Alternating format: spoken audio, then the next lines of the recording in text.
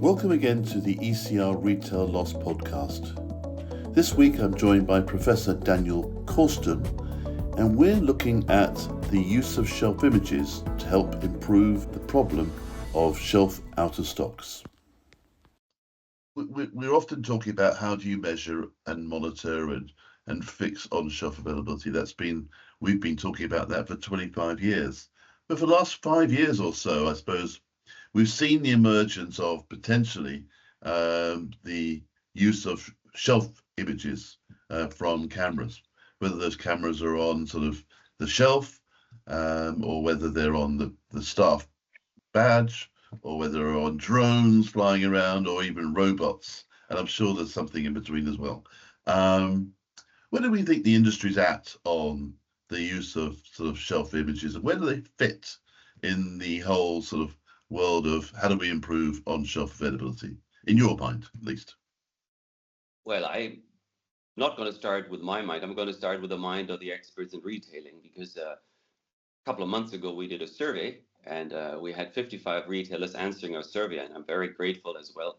We both discussed how we are lucky that we got so much excitement and enthusiasm from our participants, from the teams that are working with us on these ideas. And we asked them about the importance of different signals that are related to out of stock, because measurements are related to the signals. And essentially, we had 5-6 signals. We looked at gap scans, we looked at inventory records. Obviously, those are things that have been going on for decades.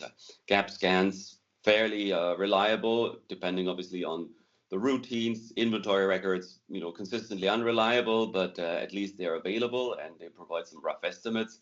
Then we looked at some of the newer things regarding inventory, sort of like in-store picks for online orders. That's a pretty good measure, but then again, it only counts for a part of the assortment and not for every customer. So that's not really a general measure. And now over the last, let's say, decade, we've had a few new entrants. I'm not talking about RFID today, but we had a few new entrants, which are the cameras, the shelf images. And so our survey, the first thing that our survey produced is that I'm not talking about the 92%, which has been around for 25 years, but what our surveys showed is that out of those 55 that answered, there were maximum 8 or 9 who had actually trialed and tested those shelf cameras. And there were slightly more that tested these fixed cameras than these robots, and perhaps more in the United States that tested the robots than in Europe. So those are some highlights that we have there. And now these robots, there's a couple of interesting things about them. First of all is, those who have tested them, they say they've tested them in some stores and on some categories or many categories, but obviously not the penetration that you would imagine. By the way, we also had some who had tested them and who had thrown them out, some of which are very famous retailers. We don't want to name names, but a few of those have been talked about in the press. So where do we stand on this? So apparently these robots are getting a little bit more traction. I have to be careful here because our samples are small, and there's a lot of marketing money and venture capital money pushed into this. So we may be just getting a little bit too much good news. That's why I wanted to mention that we had some retailers who have actually sort of gotten rid of these cameras and robots again. But overall, they seem to be finding some traction because they are, well, a little bit, they require a little bit less investment. They don't require that much changes in fixtures. The robot just roams around. You don't have to, equip the shelves. So that's a positive thing. On the other side, typically a retailer has only 1 or 2 max robots in the store. So they cannot take pictures all the time, which some retailers think is not good. On others think, well, we can't act upon all these signals anyway. So I see there's some positive thing happening. It's an emerging technology. And I don't know, what did you get? What was your impression? Well, to your point, I think that there are some, the traditional means, there's limitations with every way you measure this, right? So it feels to me that the shelf images, and again, it's there's different ways of getting them, but shelf images as a thought, they seem to be very helpful in augmenting the existing sort of ways that you're looking at Mm-hmm. measuring on-shelf availability. So a lot of retailers are using the lost, well, maybe 2/3 of retailers we had in the sample were using the sort of lost sales metric. Mm-hmm. So look, there's a sort of period when there are some sales and then there's no sales. Mm-hmm. There's something going wrong. Now that obviously that's more reliable when you have higher volume, but the Mm-hmm. cameras could potentially sort of help you pick up on some of those gaps earlier. So it's going to augment what you currently have. That's a very good point. I mean, generally saying, the more different signals you have, the better it is. Now, there are certain signals that come without additional, hardware. So as we know, the gap scans, you have the people, the inventory records, you have the systems, you have the velocity estimation, that you're just referring to. That's also something that you can pull out of the POS data. Now you do have to have a good algorithm, otherwise that's not going to help you. And we do find that there is a positive correlation between those retailers that use multiple signals over those that are relying on just gap scans and inventory records. So these velocity-based signals do help. But yeah, as you're right, the cameras provide an additional edge into this. And cameras do have an advantage because you can do different things with them. You can have them do different jobs. You can extract different information. You actually know the picture. You can check when was it. When the shelf was replenished, when it wasn't replenished. You can also work a little more on the compliance of certain actions that you as a retailer want, as directed your store associates to do. And I think that's very powerful. So you could, because one of the things that go back quite much longer is that no matter what technology you implement, it is how people act upon this technology that really makes the difference. And by the way, that's something that we found in our data that from the survey. But we also know this from previous studies that the more compliant the store associates are with the processes that you want them to follow through, the better it is. This was the old study by good old Zeynep Ton and Nicole Horatius that already showed that 20 years ago. Yeah, no, I think your point about what the cameras can give you is very valid. I think we heard from some retailers about they have counting in the store, so they have a sort of third party go and do some counts. And they can see where they've counted zero, and they can do some double checks, and they can do some remote auditing of the quality of the check by WIS or Regis or Orange or whatever. I think that was really good. The other one that gets me quite excited with my previous CPG experience is the planogram compliance. And that's something you can start to understand. Is there a relationship between the planogram compliance and shelf out of stocks, relationship between planogram compliance and comp store sales, and you can start to do A/B testing, knowing that your planogram you've got in the store. So you can do these things really much faster, if you like, and more effectively with So, cameras. yeah, planogram compliance as a driver of out of stock is something that, believe it or not, we already looked at in 2007 in a major study which we did in Slovenia together with a big CPG. And we did find a positive correlation about that. And I think this brings us to an interesting point. And I think we both agree on this. I see a world where all these signals somehow coexist, but for different purposes and with different use cases. I see very clearly on the fast movers, on the center aisle, these velocity-based predictions, they work because of the velocity of those products. But then maybe for certain areas where you have a more slow movers, think about whatever cosmetics. Maybe that's the space where you could use of cameras better. I don't know. I'm making it up, right? I would love to actually. By the way, if any retailer listens to this and wants to do a proper experimental setup with a bunch of really really cool academics, just ring us.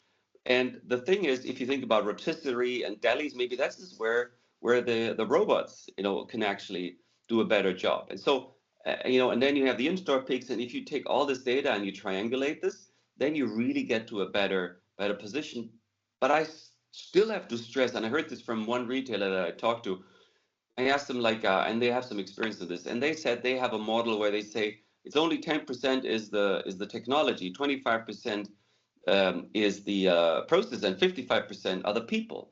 And I think at this moment in time, we should not get too much in love with the technology, because I've seen retailers that they implemented the technology and realized that the culture and the processes weren't ready, and they ripped them out again. So technology is not a panacea, but every technology, the same way as you say RFID found its niche in the fashion, all of these technologies will find their home.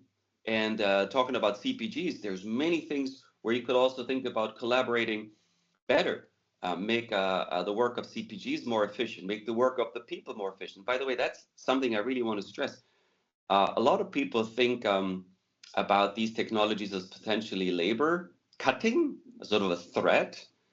Uh, you know, I'm not convinced that this is really what's going to happen that much. I think we are running short on labor in many areas, and reducing this even more is going to lead to a loss of customer service, a dramatic loss of that. But getting these people to do a better job and making them use the time that they're actually available um, is really much, much, much more valuable. And I think that's something that should be priority.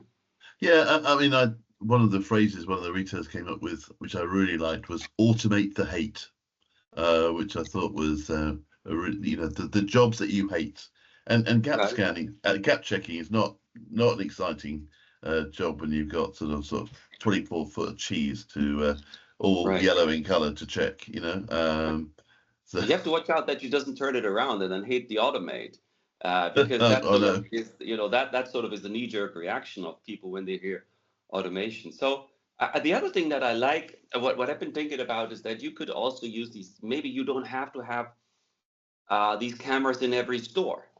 Maybe you don't have to have the robot in every store. Maybe you create a sample of stores in different areas and different sizes, and you use them as some sort of an experimental panel where you try out new things. And then once you know that they work, you roll it out large scale. And then since you then have a test and control environment, you can then still adjust this, because maybe you don't need all of this. So I think we have to get much cleverer at all of these things. Right now, it's a bit of a brute force approach in many areas, and we just have to fine tune this.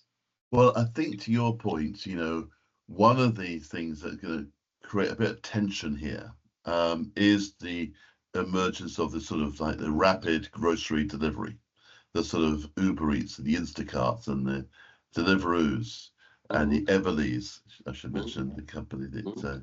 you did some research with.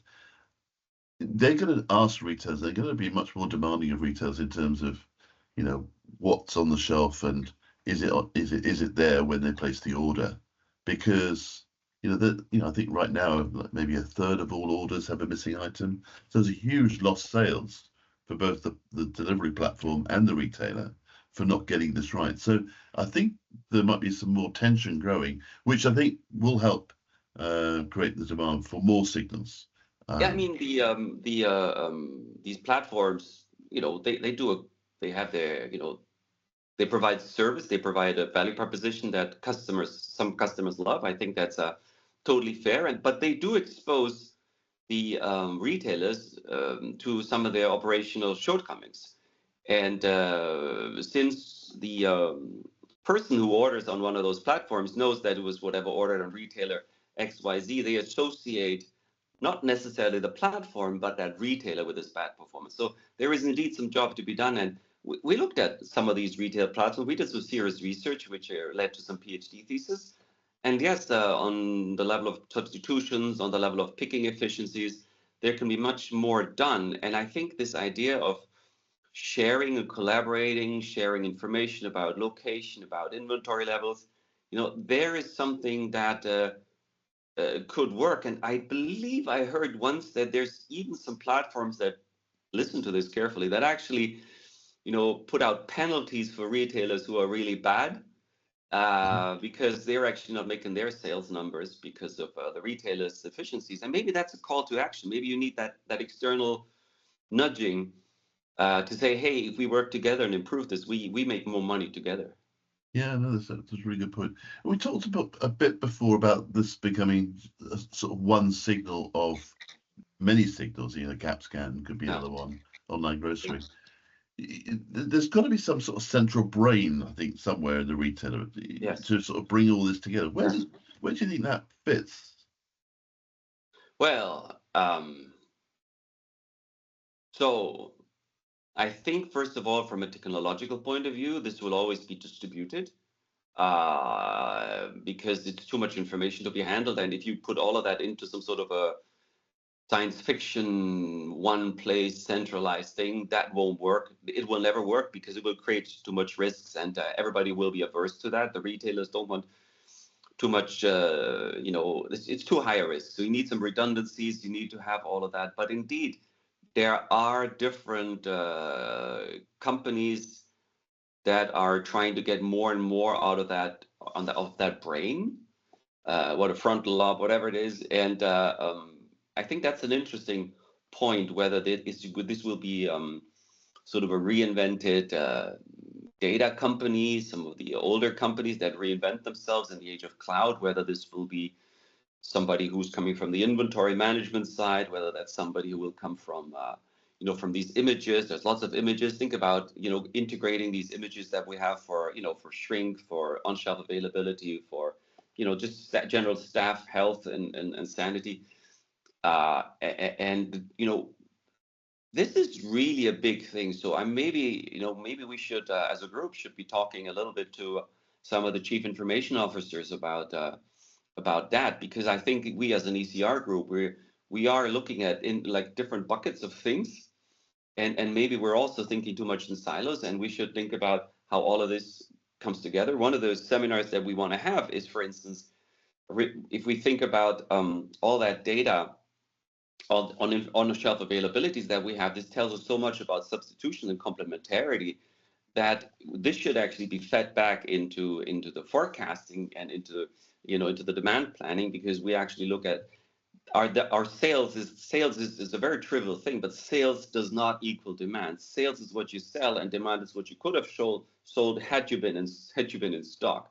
So Yeah. we have to create much more circular routes. The same thing, think about self-checkouts, all that information that we have there.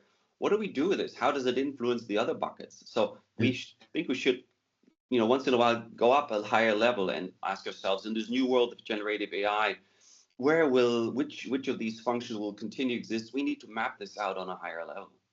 Yeah, there's the self-checkouts. It's the gift that keeps on giving to the problem of inventory record inaccuracy. But just going, I mean, the point when there's talk about the brain was really brought to life by the fact that one of the retailers who shared their journey on shelf images, they talked about how actually only 27% of the signals could be acted upon by the store. So they got 100% of the signals, but 73% of them had to be either there was no action required because the product was being delivered or was en route, or the supplier's warehouse had burnt down, or they've got some phantom inventory. They could see that there was ghost inventory. So you absolutely need that brain. Otherwise, you're going to be sending people to do stuff that is very unproductive. Exactly. I talked to two retailers. Obviously, if you have a camera that takes in the early days, people were saying, like, we want real-time pictures and to be acting real-time. But what's the point? You'll just create chaos in the store. There has to be a rhythm. There has to be a rhythm of the work that matches the rhythm of the signals. So if you create every 50 minutes, there's a new signal, but you cannot have a bunch of people running around chasing holes every 15 minutes. So these images have to be collected, and then there's a certain moment you send out a wave of people at a moment which is opportune, and then they fix these shelves, fix these gaps. And otherwise, so there will always be a lot of signals that will be wasted. But I've talked to retailers that really experimented with just shifting the times when they would send people out into different departments to check things at different times, getting these tasks and creating this rhythm where all of these things work together in a concerted way. That really then leads to more efficiency, but also more productivity on the sales force. Just just getting all these signals and just creates chaos.